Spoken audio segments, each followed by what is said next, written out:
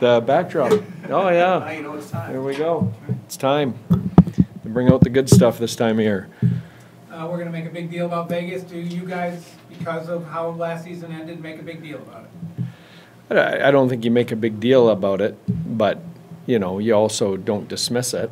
You know, it's the team that ended your season and the team that went on to win the Stanley Cup, which was our goal last year. So, you know, I think it's not all-encompassing on us, but, you know, it's definitely there, and you don't ignore that. I think, you know, that's part of our history and our journey as a group. And, you know, having said that, we're both different teams this year. We're a different team and they're a different team. So different groups and different seasons.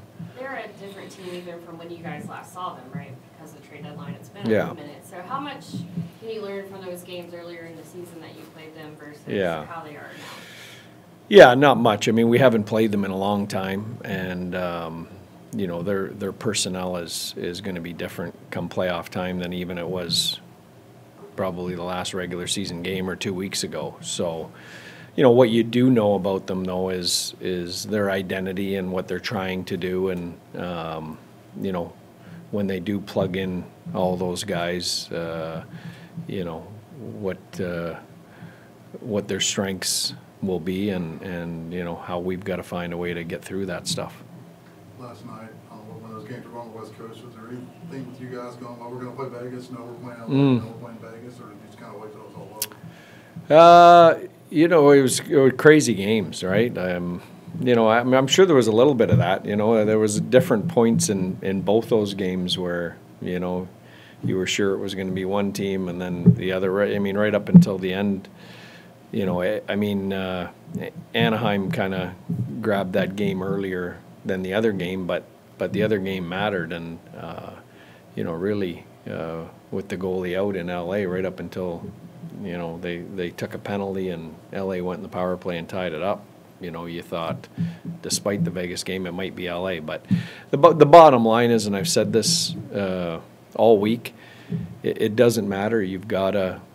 You know, you've got to beat the best to be the best.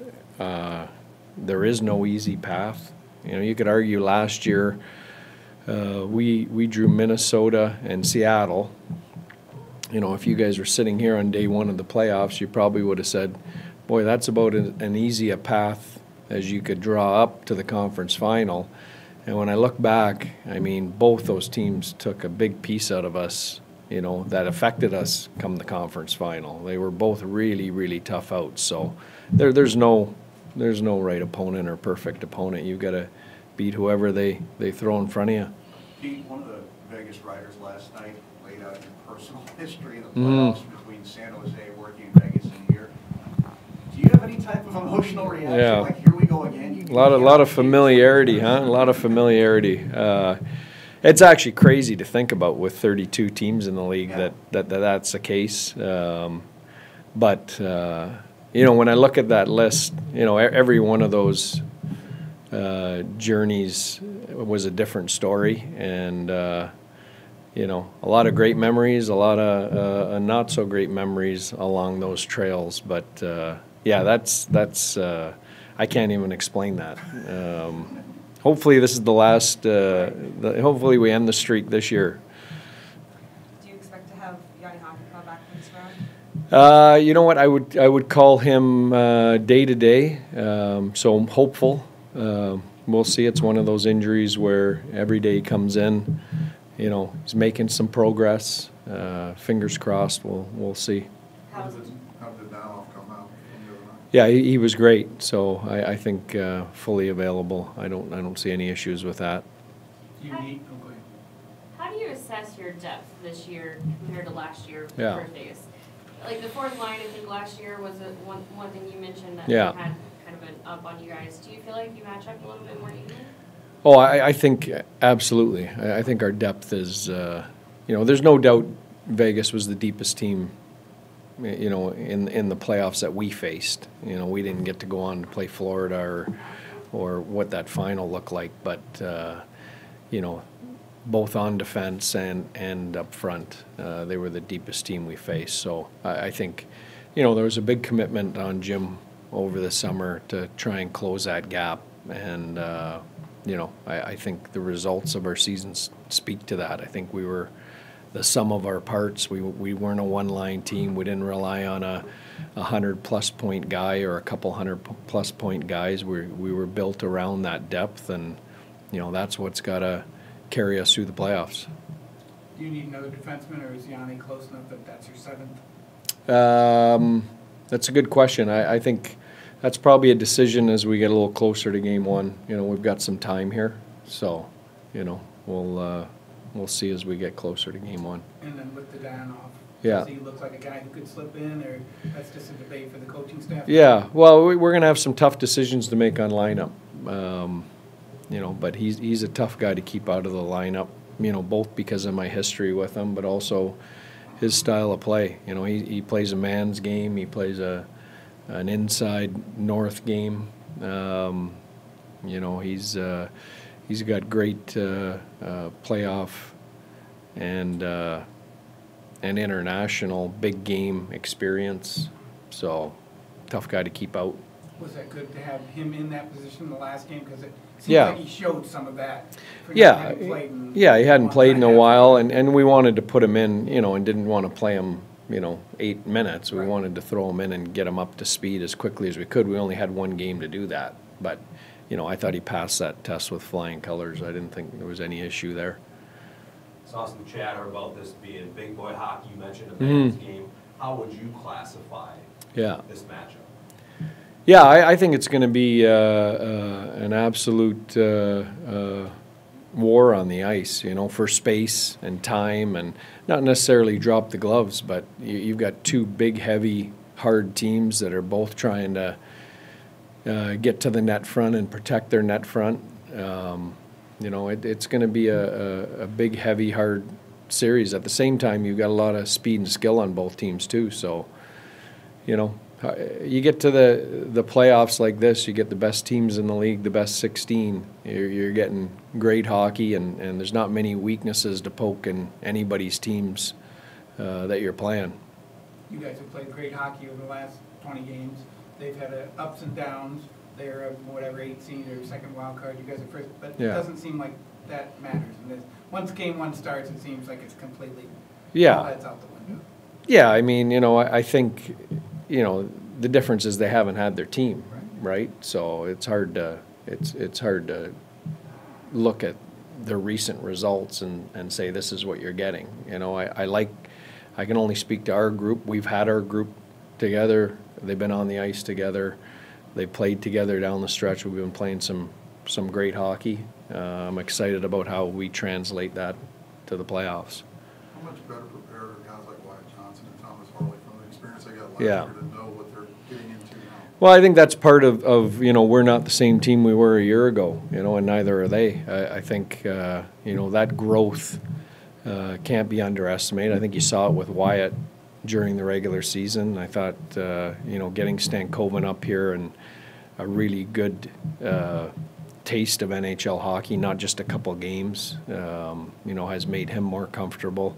I think Thomas Harley, for what he went through last year in the playoffs, you know, the growth I saw going into this year was exponential. So that's all part of us being in a different place than we were a year ago. You mentioned Logan, maybe it's more big picture, but how do you evaluate him specifically? Because the 20 games is good. Yeah. You know, Thomas Harley said it's a different animal. Yeah. He's about to dive into here. Yeah. How do you evaluate a player like that?